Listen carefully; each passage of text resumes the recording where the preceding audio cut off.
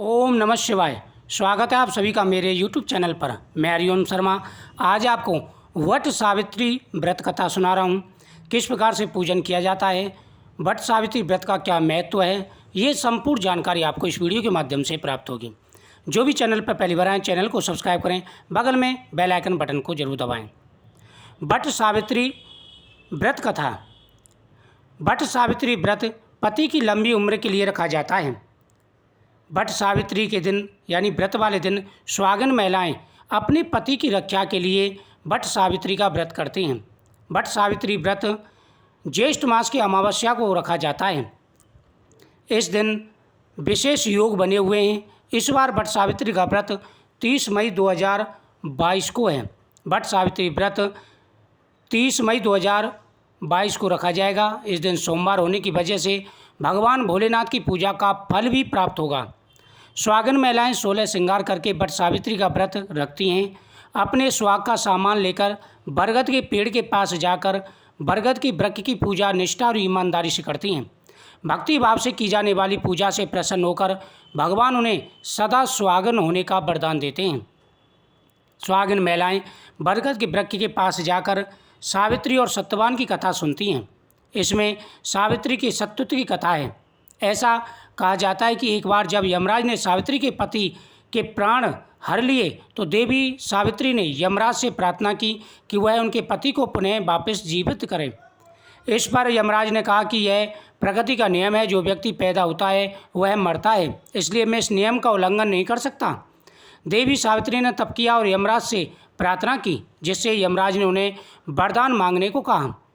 सावित्री ने अपने नेत्रहीन सास ससुर के लिए यमराज से वरदान मांगे। कथा इस प्रकार से है। अश्वपति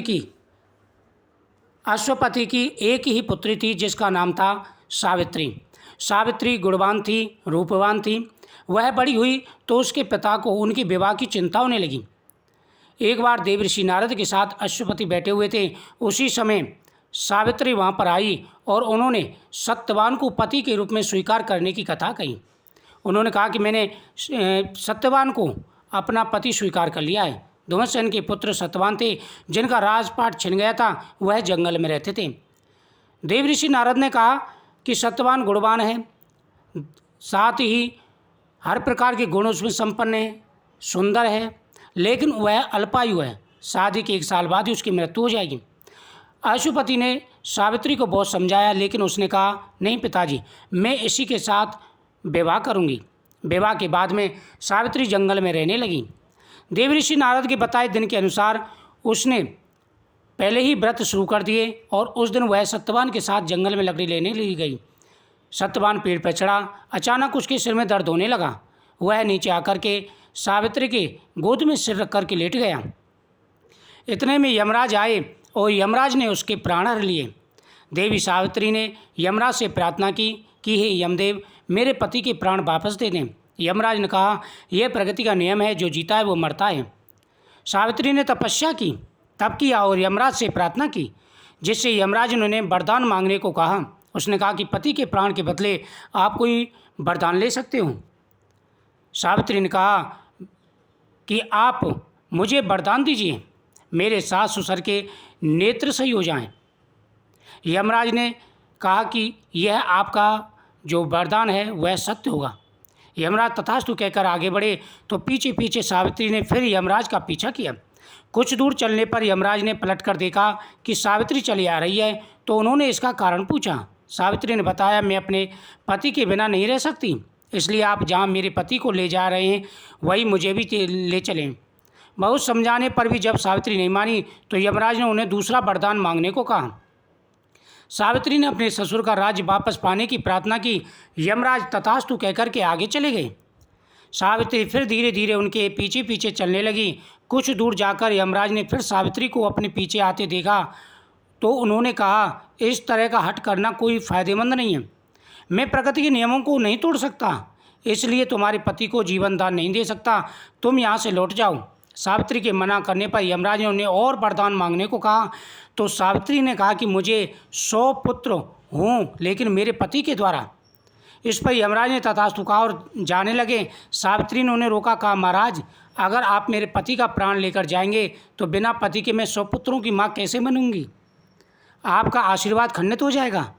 यमराज सावित्री की चतुराई से चकित रह गए। उन्होंने सत्यवान को वापस कर दिया। वह वापस वट वृक्ष के नीचे आई। वहाँ पर उन्होंने माता पार्वती भगवान शिव की पूजा की। उसी दिन से यह व्रत प्रारंभ हुआ।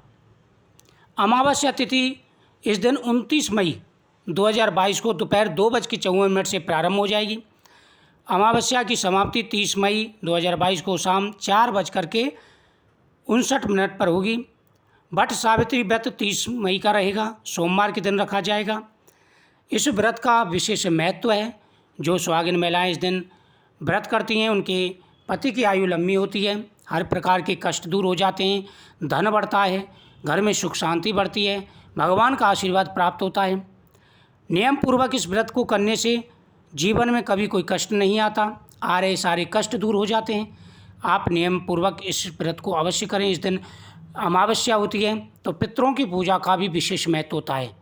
इस दिन पितरों के नाम से भी पूजन करें, जिससे अगर किसी को ऊपर पितृदोष है तो पितृदोष शांत हो जाता है, जीवन में कभी कोई कष्ट नहीं आता। मुझे उम्मीद है आपको ये कथा बहुत ही अच्छी लगी होगी। इस वीडियो को आप ज़्यादा से ज़्यादा शेयर करें, जिससे सभी कथा के भागी बने, सभी को पुण्य प्राप्त हो, सभी की मनोकामना पूरी हो। वीडियो को शेयर करें, चैनल को सब्सक्राइब करें, बगल में घंटी बटन दबाएं, साथ ही कमेंट में ओम नमः शिवाय जरूर लिखें।